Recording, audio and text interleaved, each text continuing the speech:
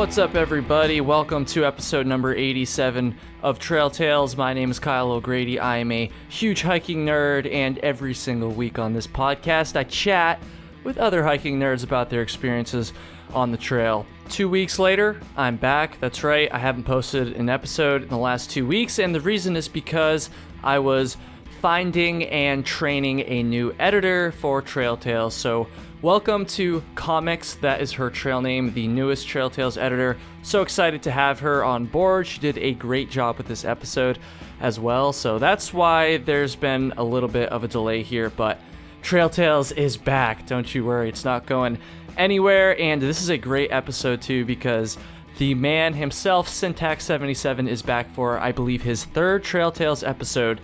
And in this episode, we just go through our hike of the Devil's Path in the Catskills. We did this hike, I think it was probably about a month ago now. We both have videos on it, so you might have seen one or both of those, but we basically just do a deep dive into all the details of this hike. For those of you that don't know, just real briefly, Devil's Path is a roughly 25-mile trail in the Catskills of New York, and it's pretty notorious for being, you know, one of the more dangerous and difficult hikes out there. I wouldn't really call it dangerous personally, but definitely would call it difficult, and you're going to hear all about that in this episode. So to Sintax77, Sean, thank you so much for putting up with me for a day and a half of hiking, and of course for talking to me about the hike afterwards on this episode. It was really fun, and let's do another one soon. Folks, you've had to wait 2 weeks for this episode to come out, so I'm not going to hold you up any longer. Quick introduction here. Let me just say, YouTube, Kyle Hates Hiking on YouTube. If you haven't checked out my YouTube channel, you need to do that. Go make me a big famous YouTuber like Sean, Sintax77. Instagram, at Kyle Hates Hiking, same name as the YouTube channel. I've been posting a lot on Instagram. I like cameras and photography. I'm trying to get better at that stuff, so I have a lot of fun with it.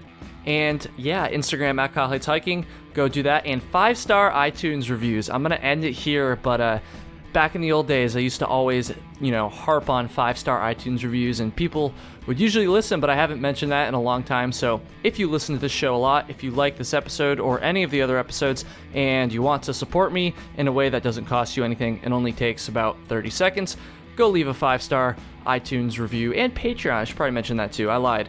Second to last thing was the iTunes reviews. Patreon is the last thing. Yeah, patreon.com/trailtales if you want to help support the show. That would be really, really cool. You'll get some stickers. You'll get a chance to have a video chat with myself and a bunch of other hiking nerds that are also Patreon supporters. And I've even been posting these little bonus rambling episodes where I basically just turn on my camera for 10 minutes while I'm in the car, and I just off the cuff do a quick little episode about some random backpacking topic. So yeah, patreon.com/trailtales. Go check that out. Huge shout out to all my Patreon supporters, new and old. Thank you guys so much. Let's get into the episode, everybody. Episode number 87 with Sintax77.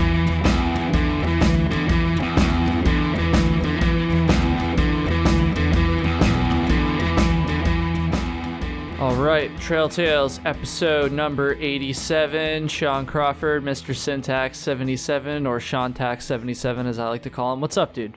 What is going on? This is Sean's third episode, which is really, really cool, but it's been a while. I don't even remember when the last one was, honestly. It must have been last summer, right? Yeah, I think so. I think when I was looking at your podcast feed, it said 10 months ago, roughly. Oh, geez. Yeah. So long time ago. Yeah, probably about this time last year then. And, 2 months from this time last year.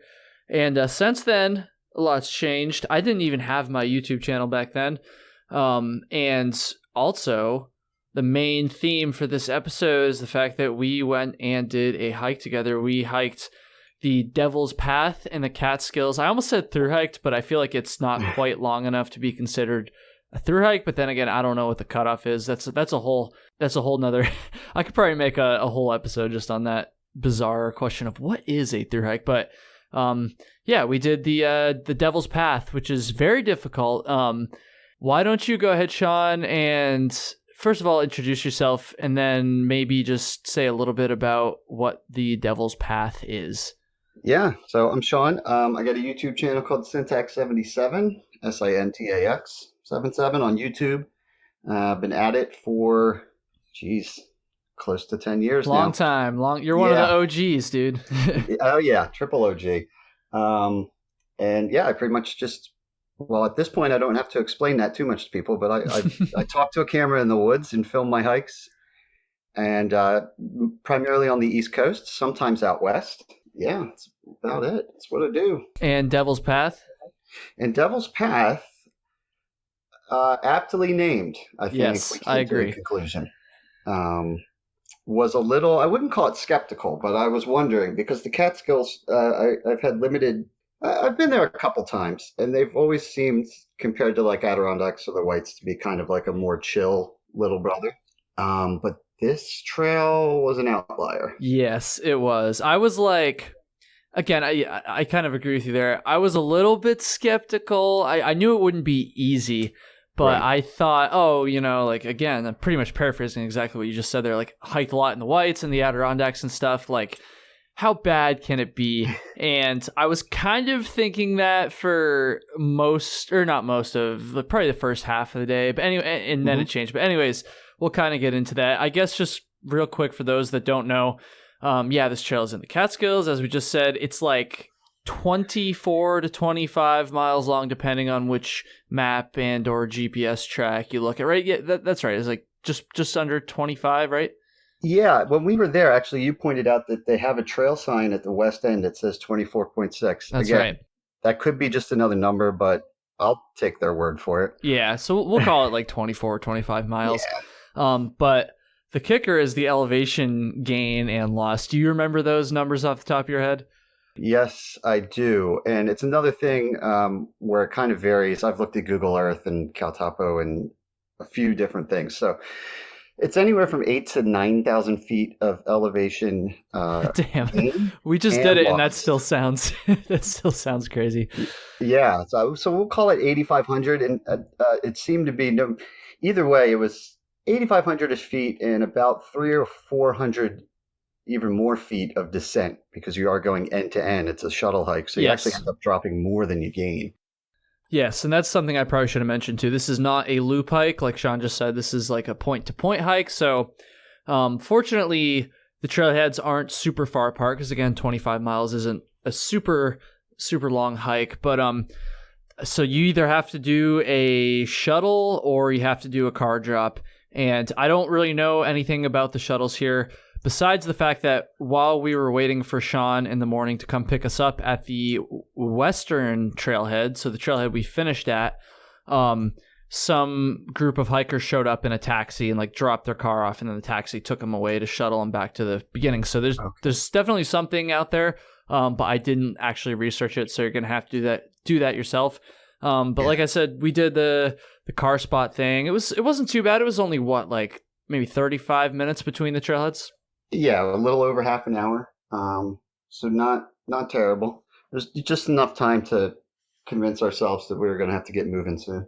Yeah, exactly. So, actually, not a bad trail for a car spot at all because a few weeks ago I did the Monadnock to Sunapee Greenway Trail, and I was hiking with my friend Taylor, and we had to do the same thing, do a car spot, except those trailheads were probably like at least an hour, if not more, apart, which on the way there, like at the beginning of the trip, that wasn't too bad. But at the end of the trip, it was not, I mean, it was fine, but just not the most convenient thing, you know?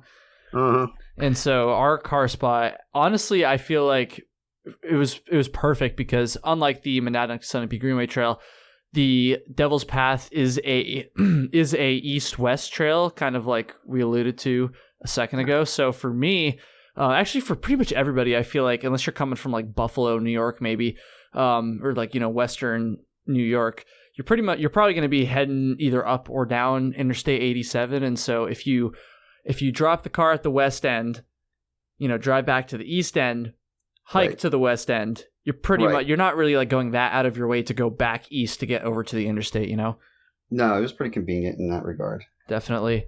So that's what we did. And let's see, feel free to interject whenever, Sean. Sometimes when I do these like recapping of a trip, episodes, I just go. So I'm just trying to think here. The very start, yeah, we did the car swap. Probably got going, like 8:30, something like that? Yeah, I think it was 8:30. Definitely by 9. That we were getting going because I think that first day was like 13 hours or something. No, I'm sorry. That's the opposite math. But yeah, we started at 9 and it took us until 7-ish. Yeah. So, yeah, that sounds about right. Yep, that makes sense. And this trail is a little bit deceiving because we talk about how difficult it is and stuff, or we were just talking about all the elevation gain. Oh, by the way, speaking of the elevation gain, can you repeat what you said to me towards the beginning of the hike, comparing it to the elevation gain of like a Pemi loop? Oh, yeah, and I actually just looked that up again to make sure I wasn't too far off on that. It's similar elevation gain to a Pemi loop, which I think is pretty popular, at least for East Coasters. So maybe that'll give people out there like a reference. A Pemi is, again, it can vary what you're looking at, but usually you see about 9,000 feet of elevation gain for that. And that's over the course of like 32.5 miles, something like that. Mm-hmm. So it's actually, and most people seem to do that over the course of 3 days. So it's kind of like it's the same amount of elevation gain, but it's jammed into those 24 miles, and in our case 2 days and 1 night. Yeah. So, and it felt like that. Yeah, that's a good reference, I think, because there's a lot of people that listen to this that have either done the Pemi loop or are familiar with the Pemi loop. Oh man, I'm having a hard time speaking today. It's going to be one of those episodes. That's all right. So, that's just how it goes sometimes. But yeah, that's the Pemi is a good reference. So anyways, like I was saying, the beginning of this trail, and I mean literally like the first mile and a half, something like that, is kind of deceiving because you're like kind of hyped up for this. You know, we weren't over anticipating the difficulty. If anything, maybe a little bit under, but we knew it was going to be tough. Yeah. But the first mile and a half, if I recall, something like that, is like pretty flat. Like it's not that difficult. So at least you get like a little bit of a warm up, I guess. I don't know. Yeah, I'm looking at the see, I can't talk either. I just said elevation profile. I'm looking at the profile right now, and that first mile and like almost 3/4 is practically flat. I mean, it's not changing at all. Yep. And then it jumps up and gets you up top there. And that's the other crazy thing about this that's deceiving as well. Not only is it about the same elevation gain and loss as a Pemi, but in less miles. But even that's a little deceiving because it's basically like 5 or 6 major drops that all occur within like 1 mile to a mile and a half, where they just jam all the elevation gain and loss. That's true. So I was trying to think of it in my head, because I was like, man, that really kicked my ass. And like, what was the difference there? And I kind of view it as most of the harder hikes I do, I view like backpacking would be like a marathon. And the Devil's Path felt more like a high intensity training course, where it's just, it would be chill for a while and then just a quick burst of pure misery. and then it would go back to, like regular quote unquote hiking for a bit. Yeah. Yeah, pretty interesting in that regard. Because it seems to be, it's just a big, from what I was reading geologically, it's like a big, originally was just a giant plateau. And then there's these like 6 or so notches, just V-shaped notches that are perfectly kind of carved right through it. So you'll go down 1,200 feet and then immediately go right back up 1,200 feet, and then you'll be chill for a little bit. Yeah, exactly. And another thing that's kind of tricky about, I guess we'll just say the first 8 miles, you probably know where I'm going with this, Sean, is water. And again, like, I feel like I said this in my video, West Coasters are like 8 miles without water, like no big deal. But for East Coast, especially when you're going up and down like really strenuous, steep shit, 8 miles with no water, I think it was roughly 8 miles, is not, it's not great. It's not, like I said, it's not normal, and you definitely want to be prepared for that if you're going to do this hike. Don't just go out with your usual like 1 liter or less of water like I do sometimes, and a lot of places on the East Coast where I know there's going to be a lot of water, and expect to be able to fill up, because you're going to be hauling ass up some pretty steep shit and there's not much water, so you have to basically start with, I did 2 liters. That's usually about the max I'll do. And I drank pretty much all of it by the time we got to that first water source. Yeah, I did the same thing. And we were luckily hiking in like 70-degree weather, and I'm pretty bad with hydrating. Mm-hmm. And I ran out pretty shortly before we got there. If it was any hotter, I think I should have carried more. Yeah, honestly, me too. I'm also pretty bad with hydration, so that was definitely pretty telling. The fact that it's extremely rare that I'll finish my water before I get to a water source. So yeah, that was kind of like I don't know if I really anticipated this that much going into the hike. Like, I knew to have 2 liters, but I didn't like really actually think about it. Like, 8 miles and 3 climbs basically on just 1 water carry was a lot for East Coast standards. Yeah, and I was even thinking, because I read a lot about that 8 miles as well, but I was like, well, I mean, it's probably one of those things. We'll probably see some undocumented little trickle somewhere, but it was bone dry. Yeah.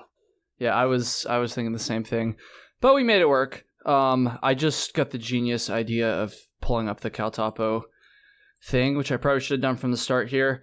Nice. So I would say, I don't know about you, Sean, but for the first, say 6 miles, so to the top of that Sugarloaf Mountain, which I don't remember too much from up there. I'll have to go back and look at the footage. I haven't had a chance yet. But I remember feeling pretty good until then. And then it was the climb down into Mink Hollow, which is where that first water source is. That's when I really started to feel, I was like, oh shit, okay, Devil's Path is starting to catch up to me. Yeah, that was beating me up. And yeah, something else I guess we should point out is there are some, and I have seen some exaggerations of this being like super duper dangerous hike, but there's some technical spots on here where you could hurt yourself for sure. I wouldn't call it, it's not like exposure, like you're going to fall 1,000 feet. But if you lose your footing, you could definitely go for a pretty bad tumble. Like some straight down, slightly scrambly kind of stuff using roots and all that. Yep. So yeah, the down climbs on this were definitely getting me. I was pretty beat when we got to that first water source. Yeah.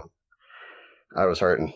Looking back on it, I want to say, and maybe it just stuck out to me the most for some reason, but that descent from Sugarloaf Mountain down to Mink Hollow, I think that was the most technical section of the whole trail. I don't know. What do you think about that? Yeah, I think that's when because we were really hyping ourselves up. Our goal was get to Mink Hollow, get water, and eat lunch. And originally we were like, we'll be there by 12, no problem. And then we pushed that target a couple times. Yeah, we did. And I can usually truck it. And if anything, I have to remind myself to eat. But I had to stop at one point. I'll let you guys go ahead a little bit and just stop on the trail and just eat something. It was literally one of those times where I felt like I didn't have full control of the legs. I was just really physically exhausted from thinking about every single step and where to place it. Yeah, it was like I think we were on top of Twin Mountain 3. That's what I'm looking at on Caltopo here. Okay. Just on that little ridge there, and we had like 2.5 or 3 miles to go until the water source. It was probably around noon or something like that, and we were like, okay, we could eat now, but we were like, why don't we just go ahead and push on to the water source? It's only like, 2.5, 3 miles isn't that bad. Like normally Flossie and I at least will cover that in like an hour. We're usually hiking at least 3 miles an hour. And obviously we knew we had that other climb there, so I figured a little bit slower, but I didn't think it would take us as long as it did. And I also don't think we could have done it, or at least I couldn't have done it any faster than we did either. So I feel like it wasn't until like 2:30, right, that we ended up actually getting to the water source. I was going to ask. I think so, because I remember leaving there at 3, and we took a not a ridiculous break, but a decent one.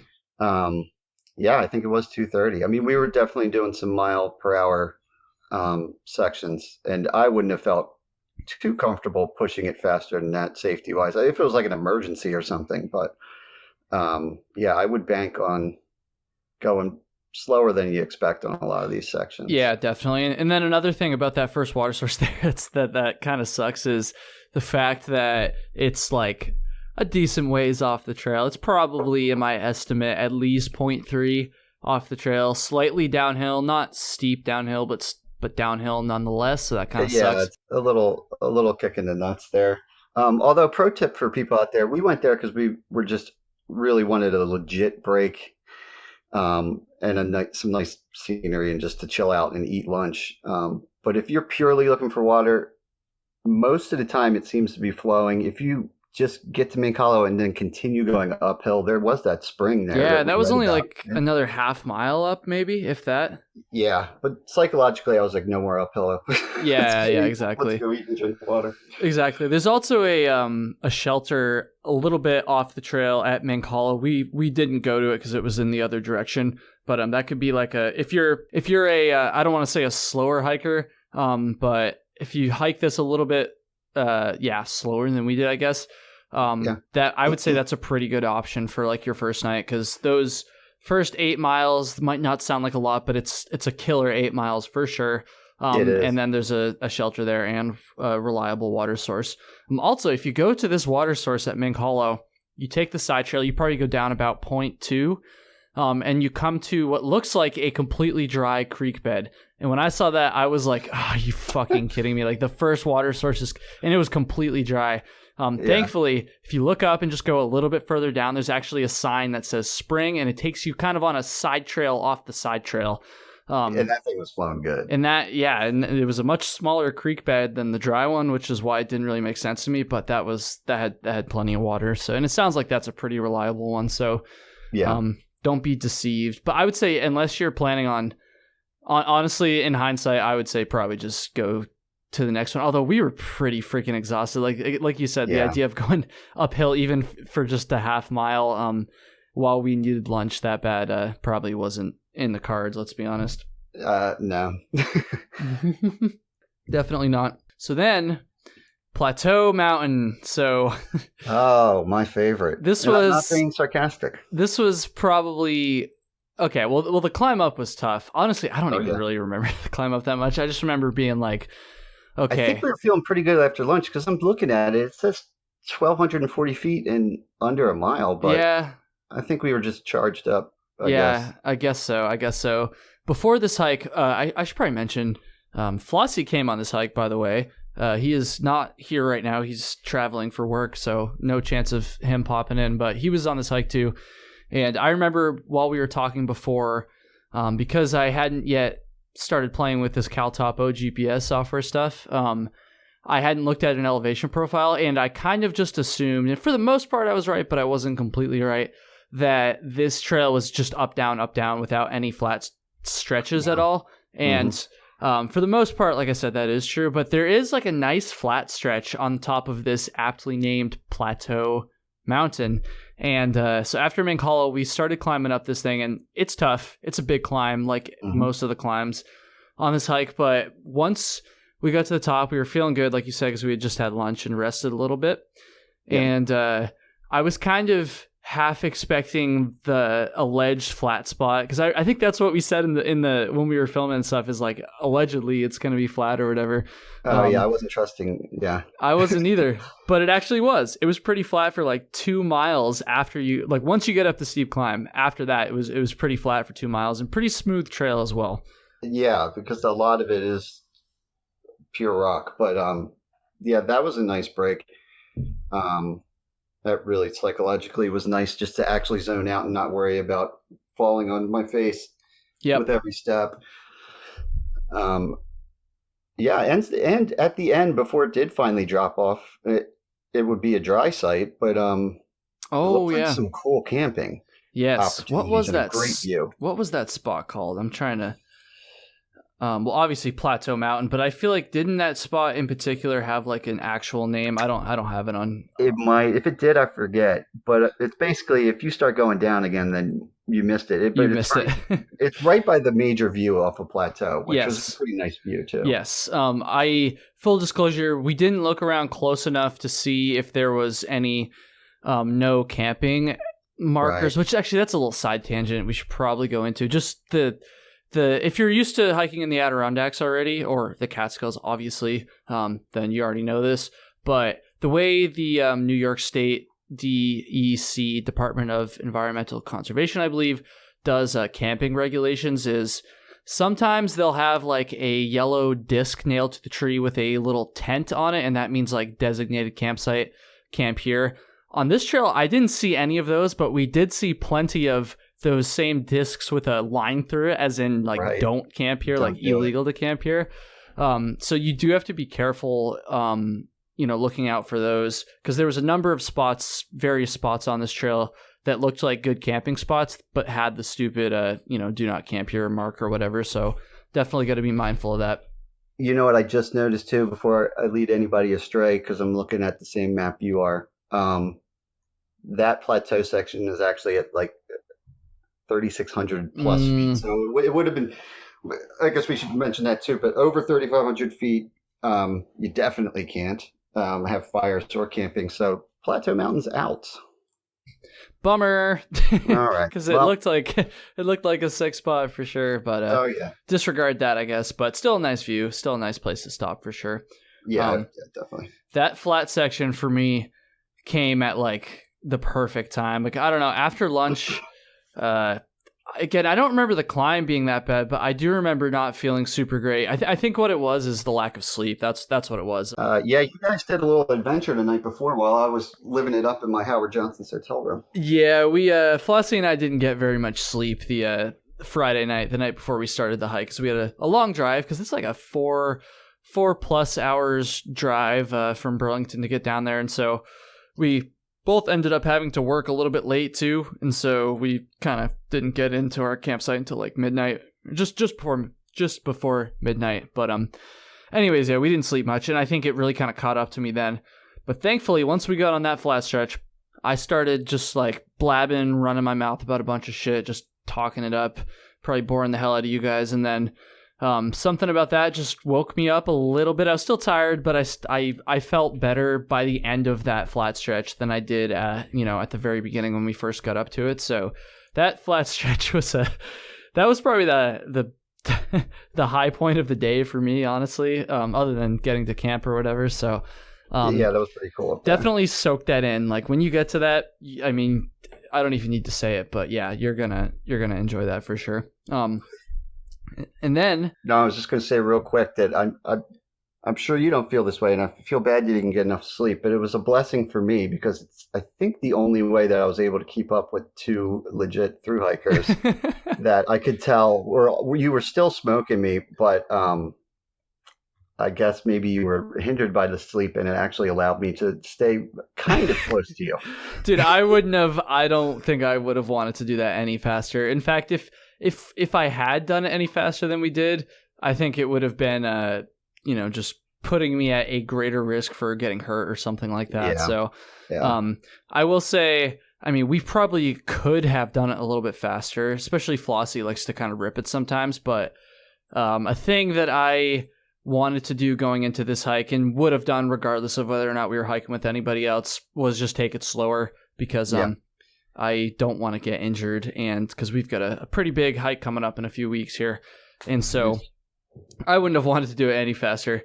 I don't think I could have anyways. So that brings us to the climb down, and you might think, we've been talking mostly about climbs up so far and all the elevation gain, but this climb down from the western end of Plateau Mountain down to, what is that? Stony Clove? Or Devil's Clove. Devil's Tombstone Campground? It's New York 26, I want to say.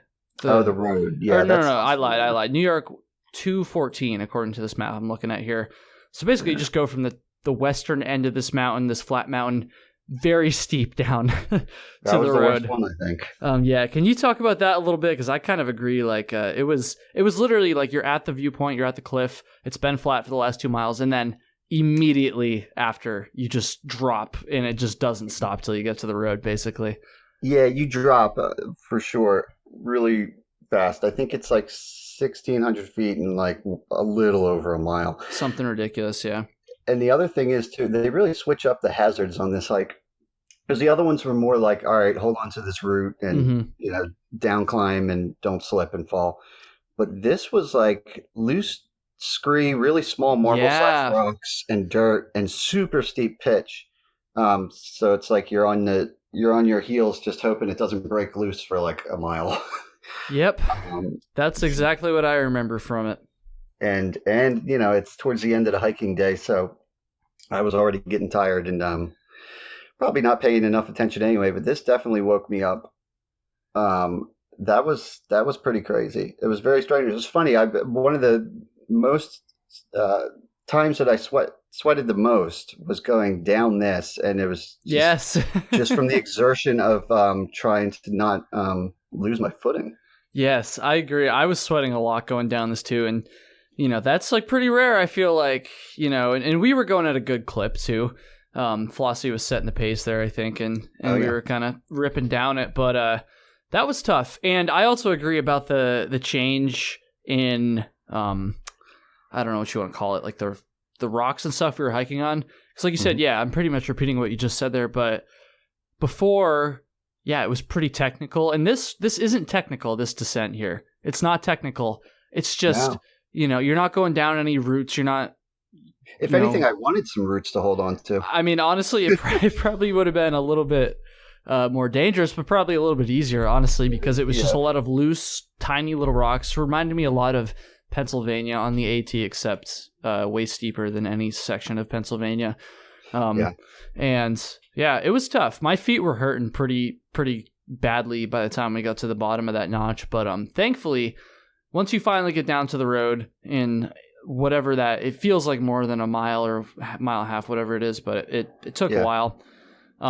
Once you get down to the road, I think something we should mention, Sean, is just about the Devil's Tombstone campground, because that could be another pretty good option for people that plan better than we did as far as camping for the first night. Yeah, I mean, in our case, it wasn't an option, but there's a state campground there, and you can make reservations in advance. I've even read of people that reserve. I think it's a 2-night minimum, but people go ahead and pay for it, and they'll set stuff up there in advance, then go down to the eastern end and hike over to this. Oh yeah. Boom! You got camp right there. Maybe you got a Yeti with some beverages in it, and you're feeling probably a little different than us just staring at the next climb. Yeah, definitely. So if you have the time to plan this out pretty far in advance, I would definitely look into that as an option. Even if you don't, actually, I don't know, leave a car there and stuff, you could easily. I think it's a little bit off the trail. I don't know exactly how far, maybe roughly half mile, but not too far. Mm-mm. And that'd be a nice spot to camp because it's just about halfway for the entire trail. Maybe just a tad bit further than halfway. So I think it is a pretty good spot to stop halfway through the day, or halfway through the hike if you can't do that last climb. But we didn't have a choice because it was already completely booked by the time we were planning this hike. So yeah, I was going to say for a 2-day hike, there's really no reason to push on like we did, other than the fact that logistically we just were not allowed to camp anywhere until the next spot. Yep. But they do have a spigot with water, so you got that going for you. Yes, and that spigot is right on the trail too. There's like a little like picnic area where you can't camp, but there's a spigot there and some charcoal stoves. So if you hauled any charcoal over that nonsense, you could cook up some fucking dogs or whatever. But it's a nice little spot. Yeah. And then after that, so at this point, it was probably like 5 o'clock. Yeah. And we only had, I'm looking here, maybe say 2.5 miles to go until our planned campsite. Mm-hmm. But we had a big old climb in front of us. And at this point, we'd already done, I'm just going to count here, 1, 2, 3 big climbs, 4 if you count one of the little ones. Right. And so, yeah, we were freaking tired. And it was 5 o'clock, isn't super late, but usually Flossie and I get to camp between like 5 and 6. So it felt like, for me at least, the day should have been done by then. But me too. It wasn't. So we're sitting there. We took a break, ate a protein bar or whatever, and I feel like I'm pretty good at doing this at times, but it was one of those situations where I was like, oh man, like I don't want to do this, but I know I have to, so I'm just gonna like get fired up and just like try to smile and grunt my way through it. And I feel like that's basically... we're all trying to like mentally digest or what was coming, and for me personally, just avoid daydreaming about camping in that area because it really felt like it was time for that. Yeah, exactly. Like it definitely felt like we should have been camping, but we couldn't. Like I think we literally would have if we could have. But and at the end of the day, I'm glad we did it. That was a tough climb. I think that was the most I've pushed myself this entire summer, at least in a long time. That was a very tough, very steep climb. Yeah, super steep. I was telling you on the trip, it's definitely time. I like my share of solo trips, but I was glad that I had you guys there just to kind of push me along a little more, because I would have been convincing myself to take a lot more breaks, and God knows when I would have gotten to camp that night. Yeah, I'm glad too, because I was pretty much just like bitching and moaning the entire way up. But we made it. And then another nice thing about this climb is that once you get to it's not a nice thing about the climb, but about the 2.3 stretch from the road up to our campsite. The nice thing is that it's not all uphill. I'd say the last like half mile, maybe like 0.6, 0.7 does flatten out. So you've been climbing for most of the day. Like you just went up this last like really steep climb at the very end of the day, but you do get like a nice little stretch to unwind before you get to the shelter there. So that was nice for sure. No, that felt pretty good. That was like a mini version of the plateau mountain we did before. It felt pretty nice just to walk normal and wind down before we finally got to the water source. Yep. See, so I guess that kind of brings us to the actual campsite itself. So for everybody listening, you're going to see the Devil's Acre lean-to. That was like the general area we were shooting for. However, we had read, or at least I think we had read online that it's a pretty popular lean-to. It was a Saturday night, and Sean's a big famous YouTuber, so like he can't be seen with the regular hikers or anything like that. So like we didn't want to camp right at the lean-to, and we were right. It was completely full when we got there. It was jumping pretty good, and a lot of tents. Not necessarily legally, but there was a lot of activity around there. Yeah, so that's the thing. You're not supposed to camp in the immediate vicinity of the lean-to there. We had read that beforehand. However, there was at least like 4 or 5 tents, I think, that I saw that were set up around the lean-to, and then the lean-to was completely full as well. So, I'm not going to tell you to camp illegally, but I will say that these people were not very concerned with that. However, we followed the rules. We knew that's right. We weren't going to camp right at the lean-to, and we did our research, and it turns out there is, I think, a few spots. Because who was it? I think it was you that had found a couple more spots the morning. Yeah. But there's definitely options. Yeah, why don't you just go ahead and explain about the little spur trail there and how people can find those little campsites? Yeah, so you hit the shelter, which you can't miss. I mean, it is right on the trail.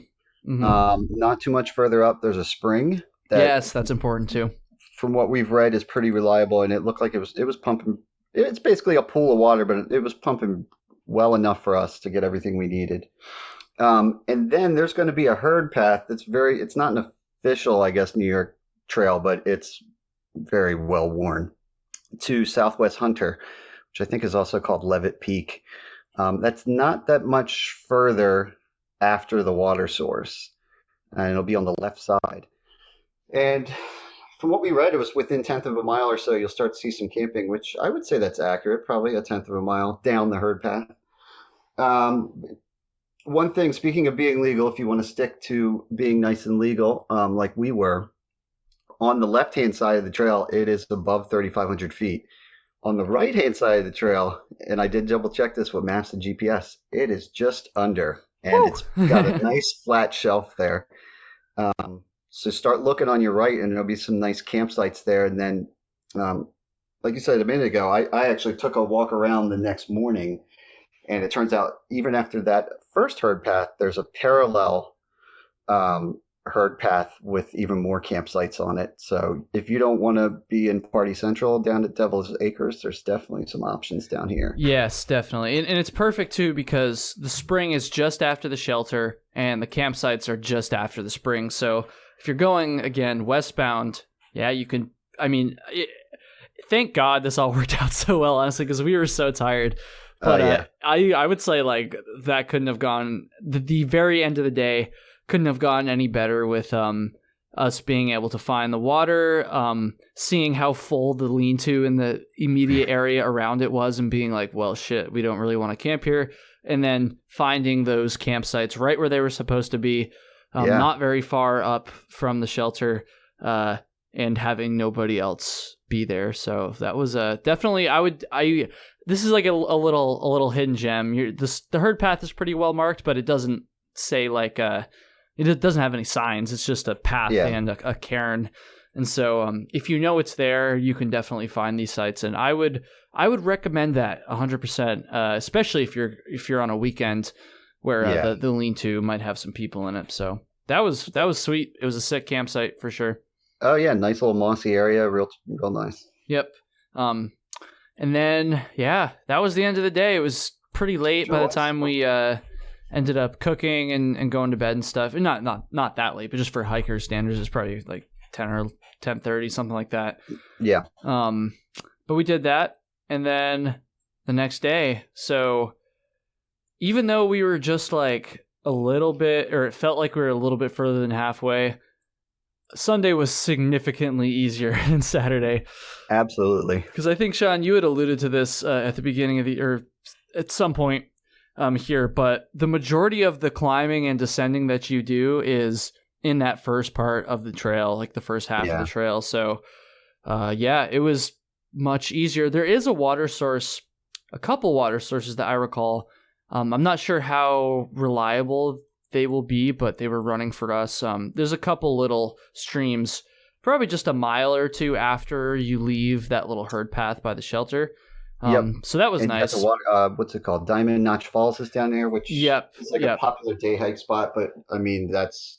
Oh, that was sick. That was sick, yeah. And that's about 2 miles from the shelter. So really, if you think about it, it's not too bad. You don't really... I guess you could backtrack just like the 0.1 or 0.2, whatever it was, to get to the spring by the shelter. But not totally necessary if you do a little bit of planning. And yeah, Diamond Notch Falls, that was a really cool spot. You could definitely swim there if you have the time and or the weather. I would definitely recommend that as a swim spot. I didn't see any campsites around it, but I also wasn't really paying attention for that either. You know, I wasn't paying attention, but I did read that it's, and I didn't notice them, but I've read that it's covered in no camping signs. Oh, really? But, of course it is. Of course it is. I think because it's just super, I don't think the road's, I think it's 0.7 miles from a parking lot somewhere. Mm-hmm. So it's pretty popular, but it's a beautiful place to stop in. Definitely. And that's another thing to note about this trail. There are a lot of bailout points, which is a good thing. Mm-hmm. So if you bite off a little bit more than you can chew, or if you end up hiking when the weather is extremely hot and have to like bail, which probably would have happened to me if it had been really hot. Thank God it wasn't. Like, actually, thank God it wasn't. There are a lot of side trails, probably one every couple of miles, I would say, that you can bail off on. So that's a good thing. And there was that little side trail that led up to the notch here. And then after that, we went up the West Kill. The West Kill peak. Sean, you marked a cave campsite on here. Yeah, you know what? I don't remember that. Did you? No, I didn't. And you know what's funny? I found an actual scan of a paper map that had it. Oh, really? Cave listed on it too. Bummer. I don't remember that. I forgot to look for it. I don't remember that at all. Yeah, interesting. But I guess there's a cave campsite on the way up this climb. So West Kill. Scavenger hunt for somebody out there. Keep a eye out for that, I guess. And then after you get to this, there's the eastern summit and then there's the western summit. But for the most part, it was a little bit steep coming out from the from the falls there, but at this point, it's not worse than anything you've already seen. And there's also like a nice little like long switchback in the center of the steep part of the climb to kind of like rest your legs for a second. So for Devil's Path standards, not a bad climb at all. Yeah, western half definitely less devilish, less aggressive. The elevation climbs seem to be drawn out over more mileage. Yes, and water too.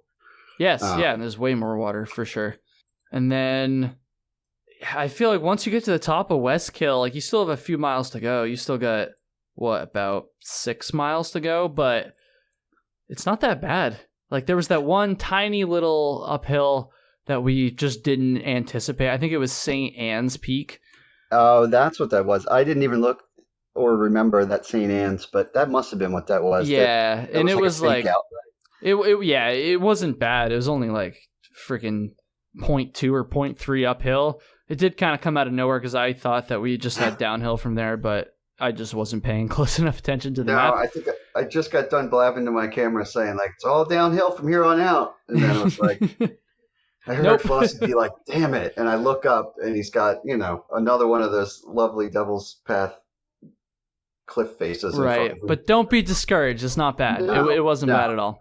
It ended quickly. It did end quickly, and then after that, it's literally all downhill from there. I mean, at that point, you've probably got like 3 or 4 miles left, so it's not too bad. No, and it was a less technical downhill, if I remember. Oh, correctly. Way less technical. Actually, still pretty decent, but not as bad as the other ones, I don't think. No, it wasn't. It wasn't. Not as much scree, not as much, or any like technical roots and rock scrambles, shit like that. So it wasn't bad, and then that is kind of nice. Like at least the devil lets you down gently here for the last few miles, and you just is actually quite like I actually really liked that last couple miles. Like you're in this nice like open forest with like a bunch of ferns and just like it reminded me of a few sections of the Long Trail. Honestly, it was super beautiful. And then you make it down to the parking lot and you're done. So I guess that's kind of the end of that. I will say actually the west end, so the parking lot that most people finish at, that's what we did. It's not a big lot at all, so parking might be a bit of an issue there. We had to park on the kind of like pulled off the road a little bit, not in like the actual lot itself. And it was fine. There was a lot more cars pulled off when we finished, so I don't think they're going around towing people and stuff, but just be aware of that. Did you see the cop car passing out tickets like candy on the way home from the trailhead, not too far down the road? No. Oh, man, he must have showed up right after you. I'm sure you saw on the way out. I don't know what those other day hiking trails were, but they had, like overflow with people parked outside of the actual parking area. Wait, is this the west or the east parking lot? This is after we... Oh, man, I'm totally tripping out. You weren't there. This is when this is when you dropped me off of my Jeep. So this was back to the east. So back at the start, yeah. Yeah, I'm losing my marbles over here. No, you're good. But I guess they take the revenue from ticketing for not parking in the actual lots pretty seriously. They're having a good time. Ooh, so and that's my second pro tip is if you might not get away with road parking over there. Fortunately, the east lot is a lot bigger than the west lot. I mean, we showed up again. It's probably like 9. Yeah, it's huge compared to on a Saturday, and there, it was probably like 2/3 full, but there's still plenty of parking space. So yeah, if you just, I feel like most of the time, people that are super serious about this stuff, because we're just so super serious. But I'm so serious. The quote serious hikers, if I can say that without sounding like a complete dick, usually get to the trailhead pretty early. I feel like it's mostly going to be like the last minute day hikers that show up that might get there to a full parking lot. But I digress. And that was the end of Devil's Path here. I'm trying to think if there's anything else important, anything at all about this trail that people should know, Sean. I mean, I think we kind of nailed it. I mean, I would say, well, your listeners are probably a more experienced breed, but if they have a friend who's new to backpacking and they're thinking about doing this, it might not be the best. Yeah, or at least And maybe just do half of it instead or something yeah, like do that. half or at least stretch it 3 days. It is, and people listening that know about this trail are probably like no shit, like it's Devil's Path, like it's supposed to be really hard. But again, like but we if you're kind of like me, I was a little skeptical. we were skeptical. Yeah, I was And if I had skeptical less too. experience, I think if I had done that as like my second trip ever, I think I might have been a little dejected. Yes, me too. In fact, I don't think I would have fucking done it at all. I would have. I would have bailed. I would have bailed. That in fact, first bail out. in fact, there were those two guys that showed up in the taxi while we were waiting for you. Yeah. Their truck was not there when we finished, and we passed them very early on Saturday and never saw them again. And so Yeah. I don't. Maybe they crushed it. Maybe Kind of doubt it. hiked right by us. Who knows? Could be. Kind of doubt it based on I'm not trying to be like a douche or anything, but they just didn't look like super experienced hikers or like they were in the best of shape. So kind of think they probably bailed early on one of those many side trails which are there. Thank God. Yeah. So yeah, I would agree with that 100%. Definitely don't take like your friend out on their first backpacking trip on the Devil's Path because They'll hate you. they will definitely hate you, and you're probably going to hate you too. And let's see, anything else? Red markers. Maybe we're getting really into the weeds now. But if you're used to like, if you're used to like the Appalachian Trail or like the White Mountains, in a lot of places they just do like the paint blazes on the trees. And in New York, it's the same way in the Adirondacks. So sorry for everybody who knows this already, but they're instead of the paint blazes, the DEC nails these like little discs, these little like metal or plastic, whatever discs to the tree that just say like trail marker. And there's a couple different colors. Sometimes they're yellow, sometimes they're blue, sometimes they're red, maybe green. I don't even know. But the Devil's Path is red, obviously, because it's the Devil's Path. So you're always going to be. There's no other red ones that I'm aware of in the area. So if you're on red, you're good. Yeah, I didn't see any other ones as well. I would definitely be careful though with this trail because there are like I said before, a lot of intersections and side trails and stuff. Actually, here's one more thing before we get into your story, Sean. Guidebooks /map route finding. Or not route finding, resources for this trail. That's one thing I always like to talk about when I'm mentioning like specific trails and stuff. So, why don't you talk a little bit about what you use to like navigate and plan for this trail and stuff? Yeah, so I've been using Caltopo recently. So I went in there and used that to route out the whole thing. And then I basically went on like Reddit and stuff like that and just read a bunch of different trail reports and put together a little map, which I'll actually post this whole bundle of GPS data on my website once the video's out. And there was also a couple articles, I forget what I found, like an EMS article and some other stuff like that. But as far as like paper guidebooks, I don't know. Did you see any? Yeah, I don't know about guidebooks, but just like if you just have a map of the Catskills trail system, you'll have the trail there.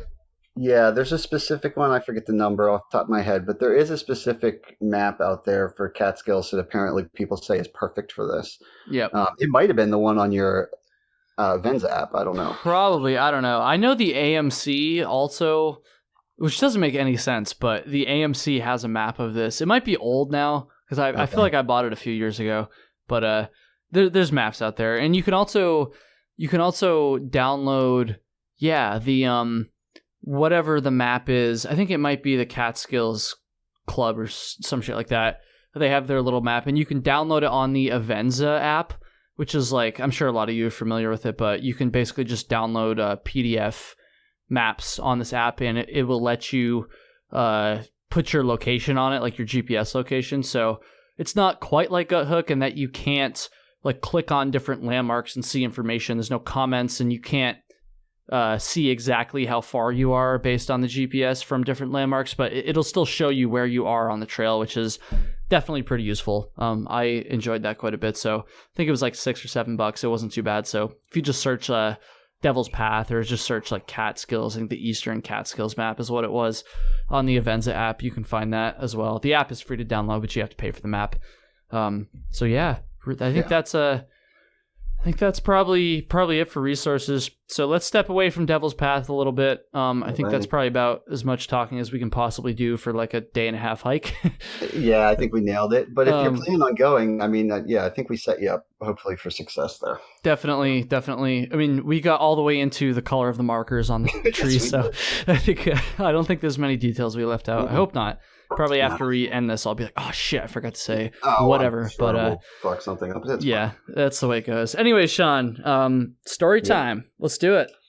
Yeah, so I was racking my head to come up with something because I did a story on the 2 other previous ones, but I figured now this one it might be. I hope it's not anticlimactic. There's no injury at the end or near-death experience. Well, hopefully not. But I figured kind of an opposite theme from what we just talked about, which was very, at least for me, I'm a pretty goal-oriented hiker. Like you could probably tell from the way I just nerded out talking about that and us pushing through and just doing it. Even though there were some bailout points, we had a goal and we went for it. But I guess my story is a little bit more about the opposite of that and how sometimes it's okay, even if you're like me, to go with your gut and switch things up. And just because you have a big old plan in place, don't get too obsessed. You don't have to stick to that. And it could be dangerous to do so. So on my most, I think it was my most recent backpacking trip and trip video prior to this one.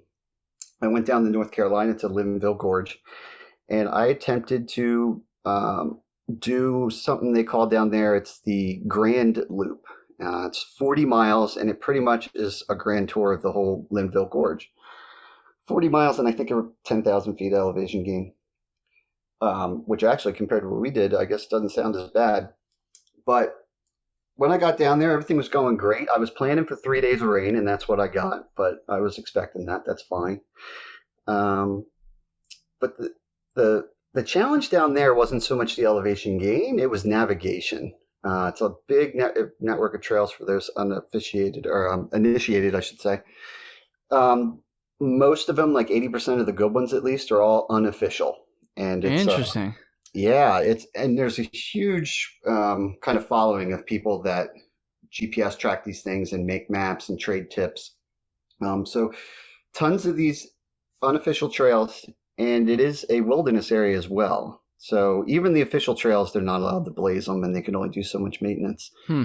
So you can imagine the unofficial trails are pretty rough.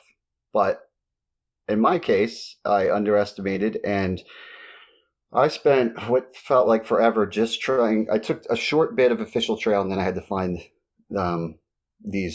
really get into it with these unofficial trails.